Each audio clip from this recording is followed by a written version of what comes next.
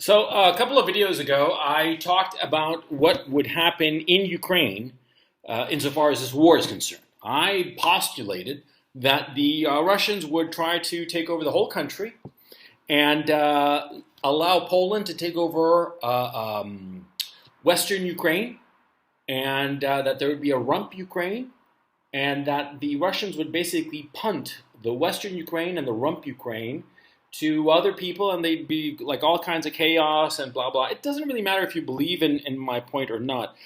That's not the purpose of that video. The purpose of the video was for you to get you thinking, rather, insofar as what would happen in Ukraine once this war is over, because it's going to end one way or the other. All wars end. And so at this time, it seems pretty clear that the Russians are going to win. Now, in the previous video to this one that you're watching, I argued that the Russians have no intention of signing any peace deal, that they are going to capture all of Ukraine.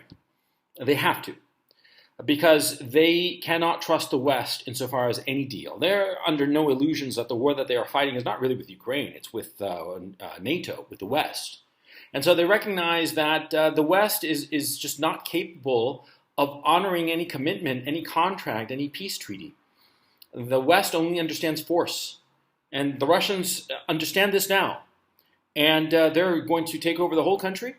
And they're not going to do any kind of ceasefire or peace negotiation until they have a complete handle on the entire Ukraine nation. And only then will they sit down to negotiate some sort of peace treaty. And my thinking is that they're going to take a big chunk of Ukraine, at least a third of the country, the southern part and the eastern part, including Odessa and Kharkov, and they'll make a peace treaty with what remains. But whatever remains is going to have some sort of puppet regime that's going to be friendly to Moscow. There is simply no other way for the Russians to proceed. They cannot allow an actual sovereign Ukraine to exist. They can't, because if they do, it will simply be infiltrated by NATO minions, and they won't allow that. They've made up their minds. It's over. So just to argue about that is just like a waste of time, okay? It's like arguing, will the sun rise tomorrow or not? I mean, come on, So we understand what's going to happen in Ukraine. The exact shape, the exact details, they remain to be filled in, but the overall panorama is pretty clear. Now, the issue becomes, what's going to happen in Europe once it's clear that the Russians have won? Now, this is very, very interesting. You see, right now, the Europeans are more or less presenting a united front. It's we've got Hungary and Serbia and Croatia and a little other little countries that are a little bit, nervous, right? For reasons of their own, having to do with oil and the fact that they get their oil from pipelines and not ships. But that's not really important. What's important is to focus on the big countries of Europe. The UK, France, Germany, Italy. Those are the big countries. And insofar as the European Union, the latter three are the ones that count. Now, what's going to happen with those countries once it's clear that Russia has won, and once it's clear that Europe and the United Kingdom paid an enormous price for this war, for this sabotaging of its relationship with Russia?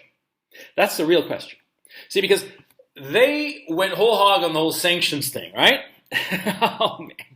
And now they're not going to get food, they're not going to get oil, they're not going to get gas. I mean, they talk about how the Europeans talk about how they're going to cut off, Russian oil exports to Europe, right? Like the sanctions, like they're going to sanction the Russians, right? See, back in 1973, OPEC cut off the West from its oil, right? And that caused a major recession. Okay? And so the Europeans are doing that to themselves, man. Dude, that's goddamn funny if you ask me. But anyway, the point is this very serious point. They're going to wake up.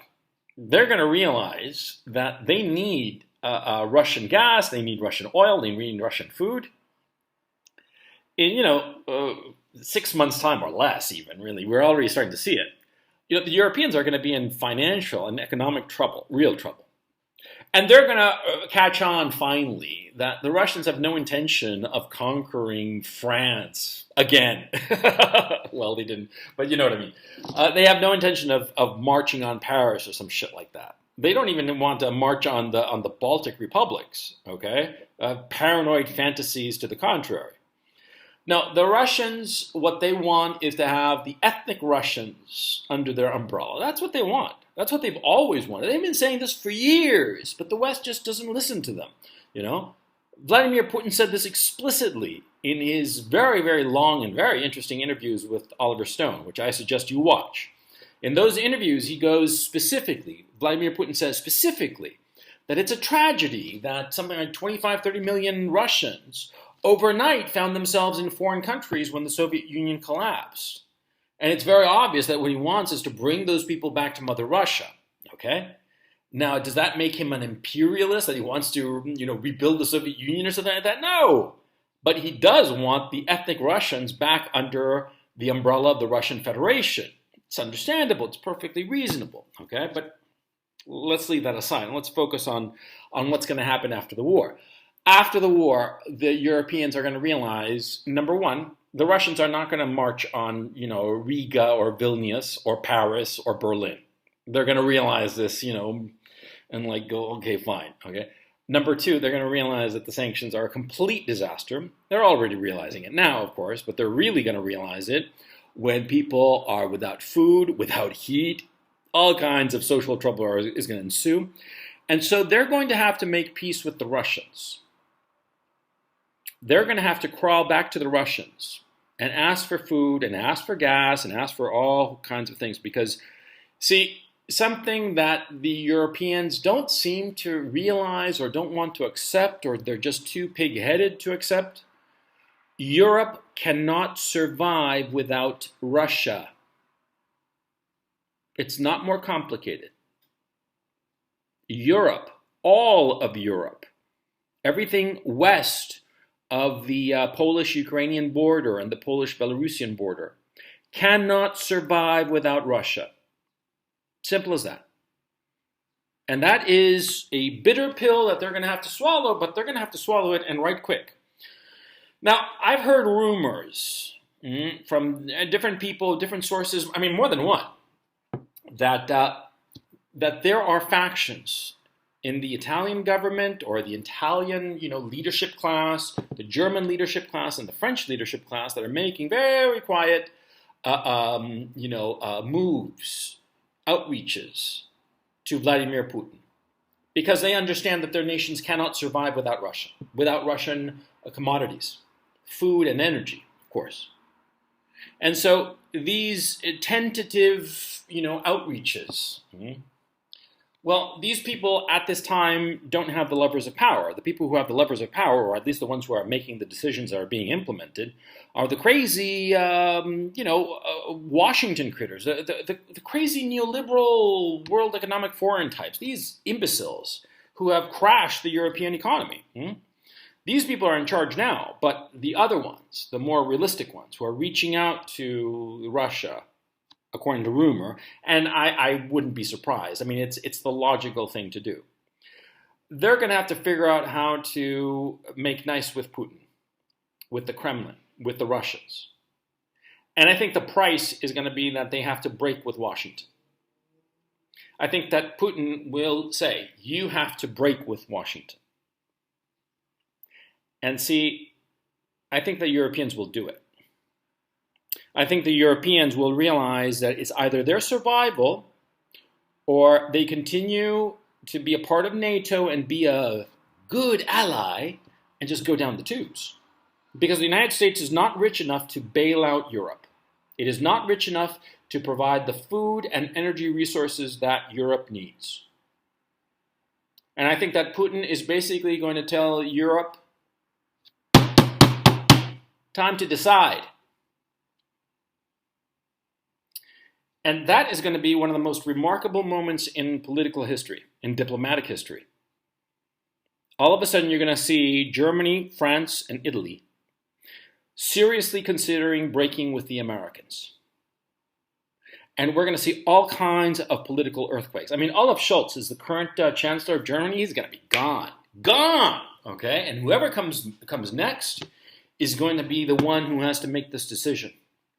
Whether to break with the Europeans and embrace the Russians, or commit economic suicide, economic and social and political suicide in the name of the NATO military alliance. It's as simple as that. And the thing is, see, I would not be surprised if the Germans, they break with Washington, and they go so far as even restart Nord Stream 2. I don't think that we've heard the last of Nord Stream 2. I think that that's going to be an issue, But I do believe that the Germans and the French and the Italians will break with Washington. And I would not be surprised, and this is going to sound,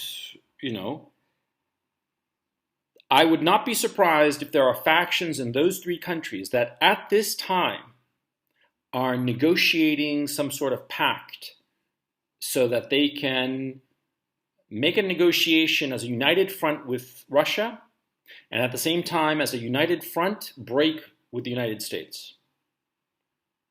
I think that the Americans do not realize what they've done, because the current regimes in Europe, Ursula von der Leyen, Macron, Olaf Scholz, all of these neoliberal pinheads, Boris Johnson, who's an imbecile, all of these people, they are chihuahuas, and they decided to go with the Americans. But the more sensible Europeans are understanding that by doing so, they have put their entire continent in jeopardy. In economic jeopardy for sure, but also social and political jeopardy. We could have a complete disintegration of Europe. If there is hunger and energy shortages, rolling blackouts, people going cold in the winter, you have no idea the kind of social unrest that this can cause, especially because of all these immigrants. The immigrants, paradoxically enough, are like the dynamite of this particular situation. See? The immigrants I'm talking about, people who have been in Europe for less than a generation. People who were born in the Middle East or Africa somewhere and who have made it to Europe, and all of a sudden, no food, no electricity, and they're cold. At least in the Middle East and Africa, they weren't cold at night, but, they're not going to put up with it. I think that there is a cabal of, leadership people who are not in positions of power yet. And they are coming together, or let us hope that they are coming together. Because if they're not coming together, if the Europeans are just going along and not really trying to fix anything, okay, then holy shit, they're going to have the worst winter since the Second World War.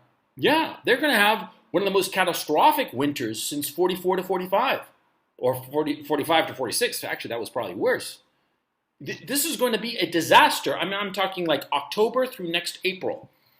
People are going to literally freeze to death and starve.